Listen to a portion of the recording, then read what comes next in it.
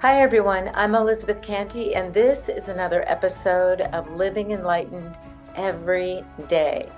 Today, we are exploring following our bliss, a follow up on last week, and the phrase Sat Chit Ananda, Sanskrit words. Let's find out what it means.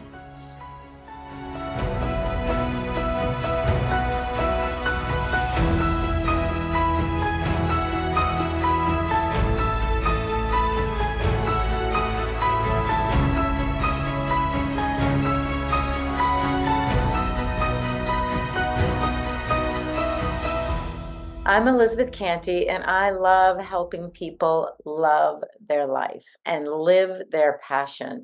I love helping people see that right where they are, doing exactly what they're doing, being with whoever they are with, they can find joy, peace, and bliss. Not even changing anything, well, except their mind. Joy, peace, love, creativity. It's all our nature. It's who and what we are.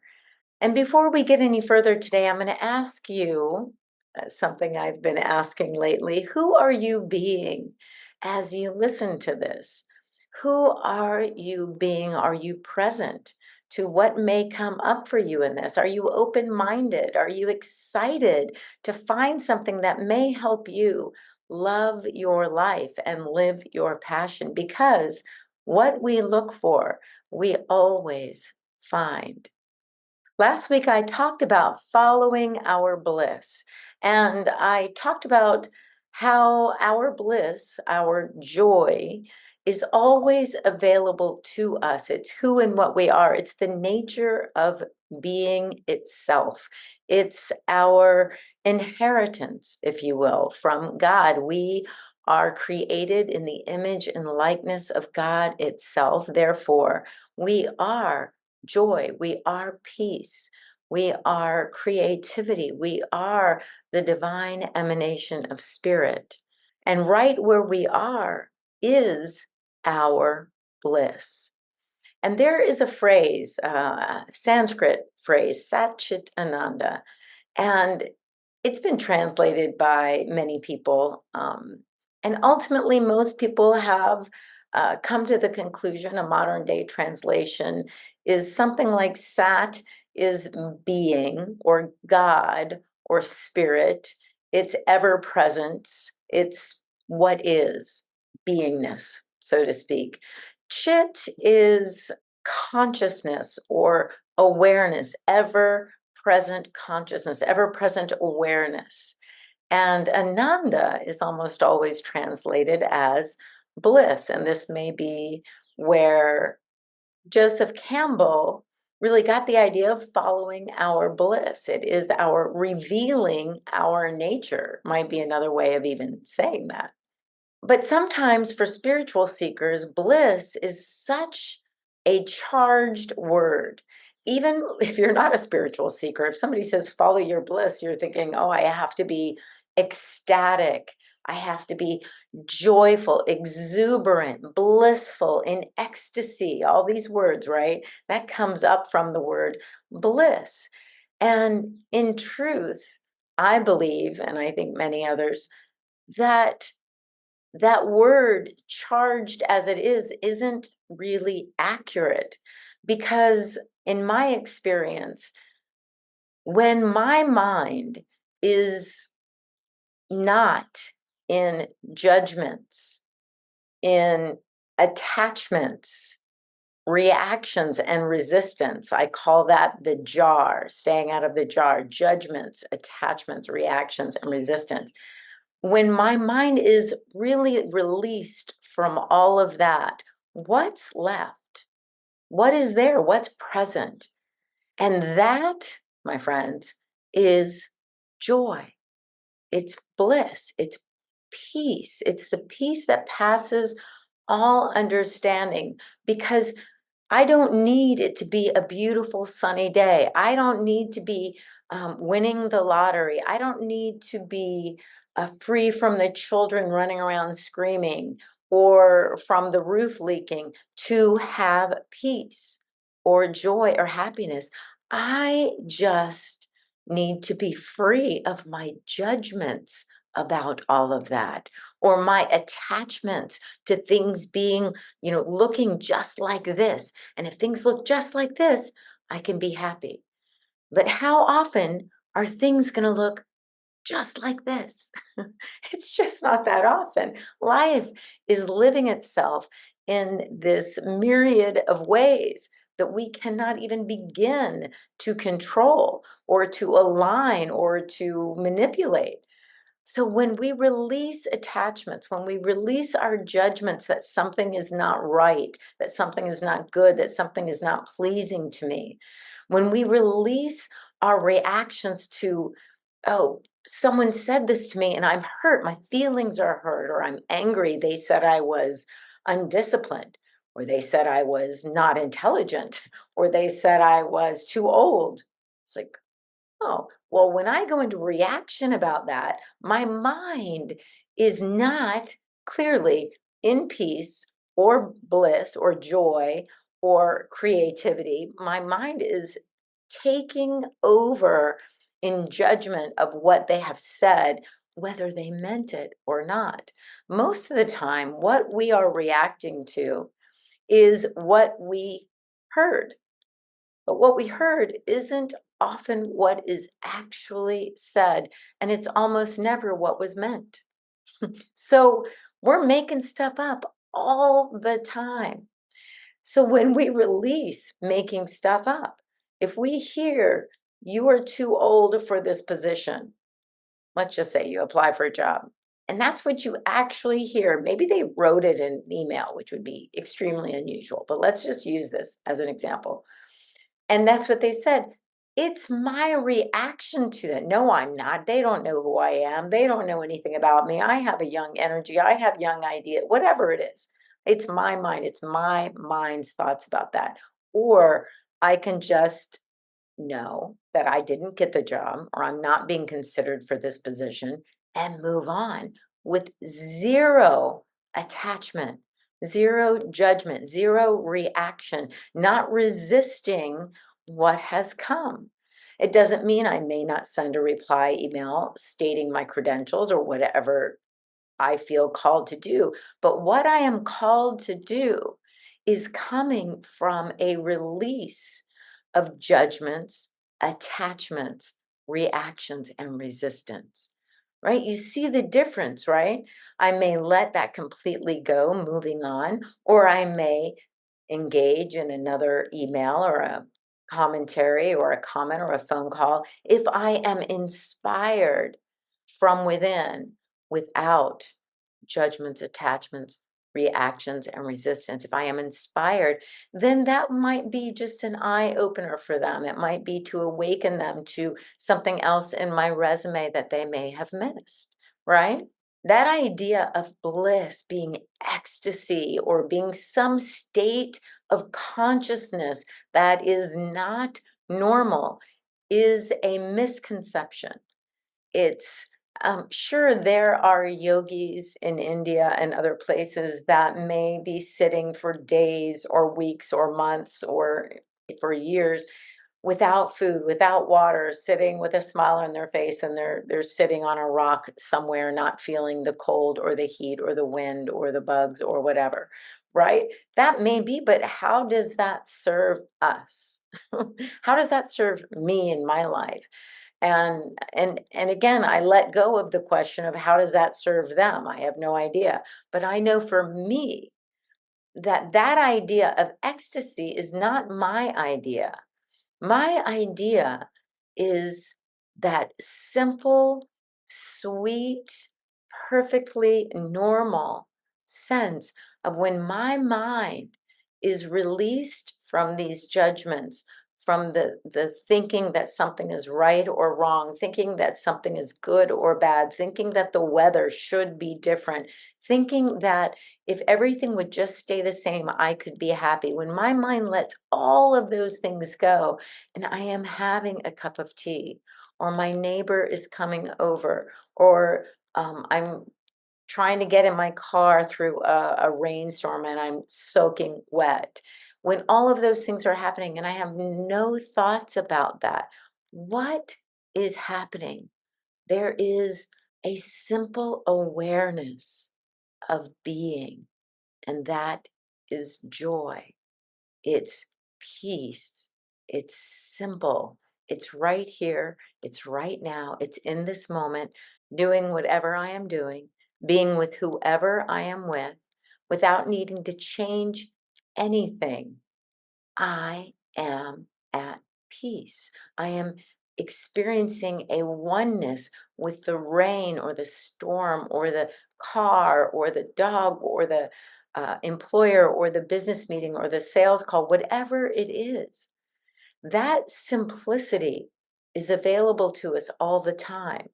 But how much time do we spend in a day worrying, in anxiety? What if? What if my air conditioner goes out? What if I don't get the job? What if they think I'm too old? What if, and we put ourselves, so then we start thinking, well, what am I going to do? What would happen? Where would I apply?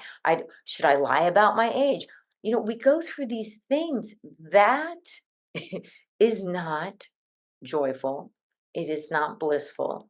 It is not peaceful, right? So we know that when our mind is running and running and running and attached to all the what ifs, it's creating anxiety and stress. Now, I don't know of anyone who says anxiety and stress is good for us. I don't know anyone who says anxiety and stress is our true nature. It's just not. So when we learn to become the observer, we watch. It doesn't mean our mind won't go and do that. Our mind may say, oh, the neighbors, two of my, this did happen.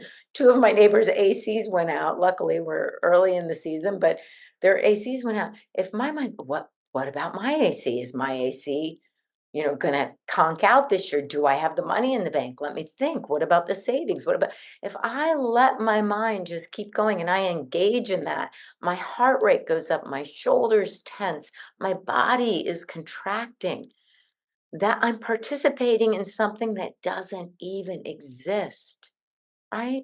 Which is what anxiety is, fear. That's what fear is. But when I see this truck, I see my neighbor going through this, and I'll bring over some iced tea and be a comfort for them while they're spending X number of thousands of dollars replacing their 20-year-old unit. I can participate. I can have knowledge of without anxiety. That is joy. That's just being with the present moment, right here, right now, with all of who I am, with my creative energy, with my ability to have compassion with someone, for someone, in a situation, for myself. That's peace. That's living in harmony. That's seeing a oneness all around me, in me, and through me. That is what I think is translated as bliss, but more accurately, it might just be harmony. It might just be a ceasing of that mental noise. The ceasing of the mental noise is bliss. So another component for me in following my bliss is having plenty of time during the day, whether it's moments in the car, whether it's moments before I walk the dog or while I'm walking the dog, whether it's right before I exercise and during exercise. I'm just thinking of all the different times, certainly set times in the morning with when I get my coffee and I sit, I'm going to relax with a book or not reading the book, just being still and allowing my mind to relax and allowing the presence of beingness to be louder, which sounds kind of funny when I say it that way, but being is more filling and fulfilling than the noise of the finite mind or the ego that says you should be doing this. You should be returning phone calls. You should be watching that video. You should be replying to those emails. You should be doing your bills. You should be making more money. And then out of every one of those comments, I can just go off into all these, realms, calling people, asking questions, doing these things. But I create time in my day to be, to be. And that is chit, ananda. That is being and conscious awareness. And that is joy and in being present. That is the fullness of life in being. That way, I bring the fullness of my life, of this body expression, of this body mind, into the activities that I know I have to do today. I look at my schedule and I say, oh, well, this might be a little stressful when I have to go see my accountants. This might be a little stressful when I have to go see the in laws, or I have to go for a cancer screening. I know what's coming up. So instead of allowing my mind to create resistance or judgments or attachments to nothing, nothing in my health has changed. I'm just going to declare it. I'm going to know it. We get into these, I'm going to make this happen. I'm going to create this. I'm going to say it 1,000 times. And we get into that making or manipulating stage. It's like, I'll just be. I'll just be present. I'll just be. That is Satchitananda. That is our bliss. And when I take time to follow that, to know where it comes from, it's in the silence, it's in the stillness. And then I can recognize it in every moment, in every single moment. So that Satchitananda never goes away. When I say it's our birthright, it's who we are. It's who and what we are. It's every fiber of our being is joy, peace, bliss, awareness, consciousness, pure. It's who and what we are. Now we think it goes away. We think, oh, it wasn't there when I got the diagnosis. It wasn't there when I was caught in that uh, automobile wreck. It wasn't that. Yes, it was. The mind, the finite mind, the ego was so loud, we couldn't sense and feel that the simple harmony or peace or joy that was in that moment. So it never leaves us. We step away. We walk over here into the cacophony of our mind. And we think, oh, there's no God here. There's no presence here. There's no love here. It's always right where we are. It can't leave us ever. We can drown out the simple awareness of joy with anxiety, with judgments, with reactions and resistance. So that's why we practice being the observer. And I talk about this a lot. Being the observer is that idea that I can hear when my mind is going into overdrive. I can look at my calendar for the day. Oh, when I have this meeting, sometimes this person or that person, has triggered me in the past. I can bring this awareness from this meditation right into that meeting. I can bring this unconditional love that I know is my birthright. I can start blessing the meeting now. I can start blessing the interaction now. I can start blessing that person now, and I can bless myself for who I have been, how I have shown up in the past, and forgive myself and allow myself this time to be beingness, awareness, consciously aware of the presence of joy, of peace, of harmony, and of goodwill that is always available. I am in it and with it. It is breathing me, and I bring that awareness into this particularly difficult situation. Now we're following our bliss, right? Our bliss isn't always what gives us pleasure, right? It's not like, well, I need to go get a massage, because I need to, if I'm really stressed out, I don't have time for a massage. I don't have money for a massage, whatever those things are. You don't need to fix it. We can just be with the bliss that is always available to us now. Our joy doesn't come from out there, the massage, the vacation, the group of friends that is always accepting, the one friend that always makes us laugh, the overindulgence in the pint of Haagen-Dazs ice cream or whatever the ice cream of choice is these days, right? It's not in the pleasure, it's here. It is without external uh, stimulation. It's without anything happening out there.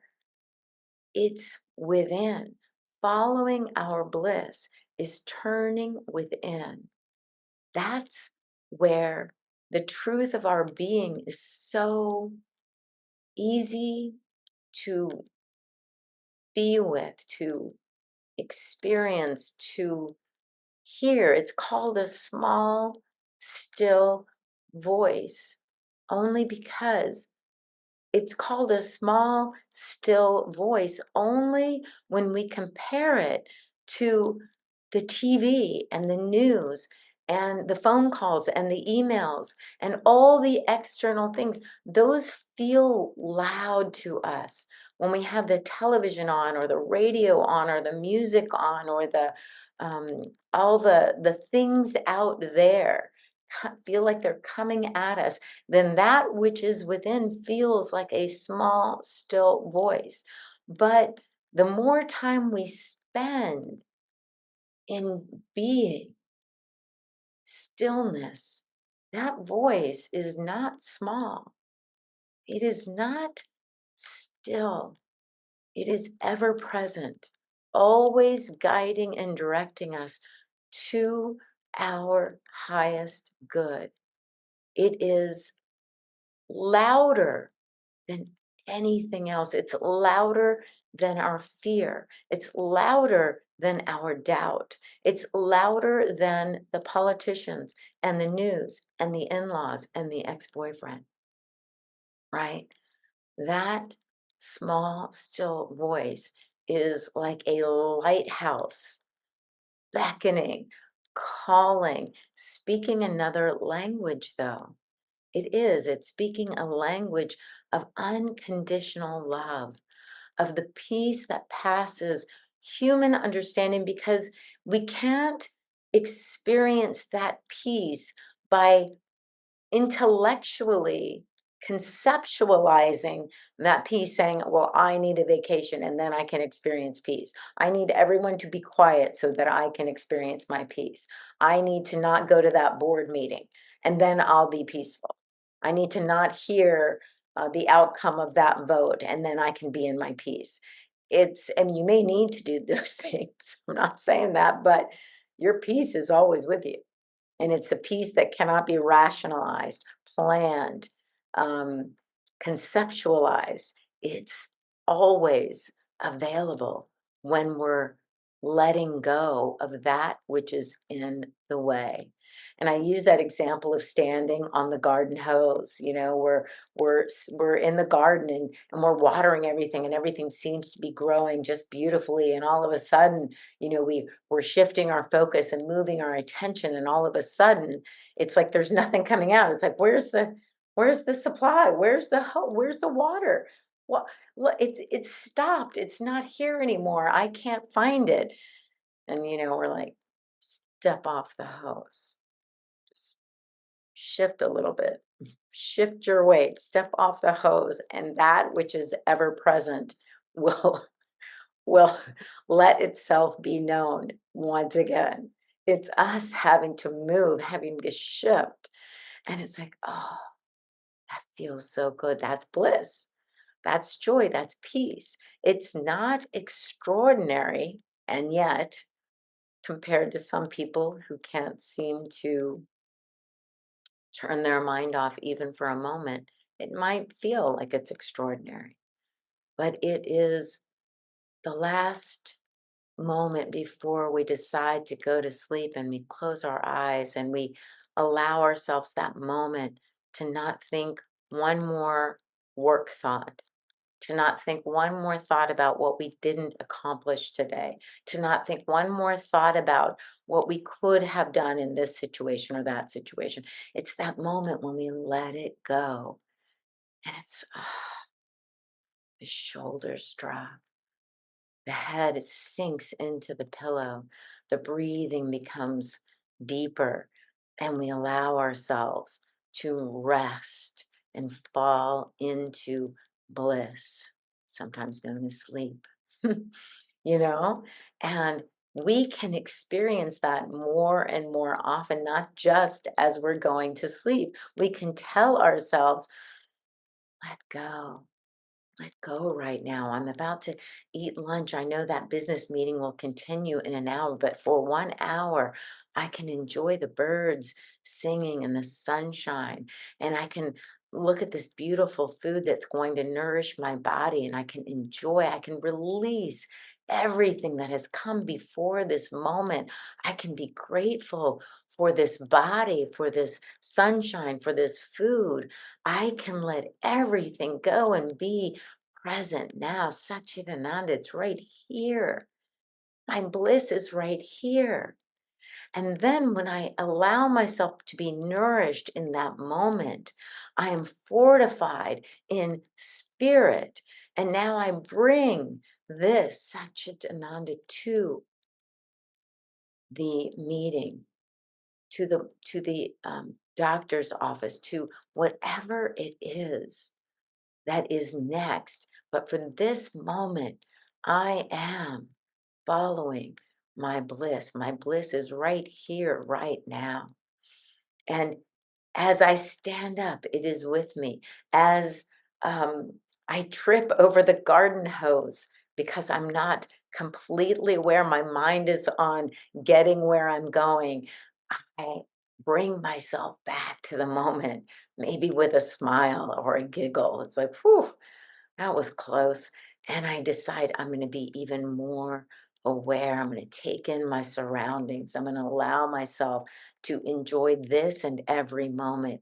And I open the door to the meeting, and the air conditioning hits me, and I enjoy that there is a shelter from the weather. And I open another door to the meeting, and I look at the faces differently now. I can see and know and sense and feel the presence of God is right here. Satchit Ananda, it's right here. I may have to answer for some things that have happened in my business or for a team that was under my guidance. I may have to change some things. I may have to fire someone or be let go or fired.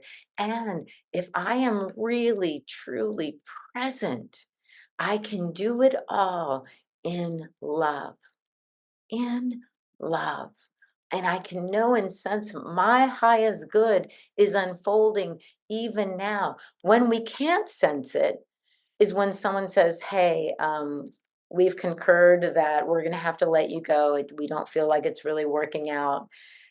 And I start blaming, I start judging, I start yelling, I'm raising my voice, I'm talking about this person who did this to me and that person and that situation. There's no bliss. There's no bliss there. There's no happiness, whether you get another shot or whether they call security and escort you out. There's no bliss.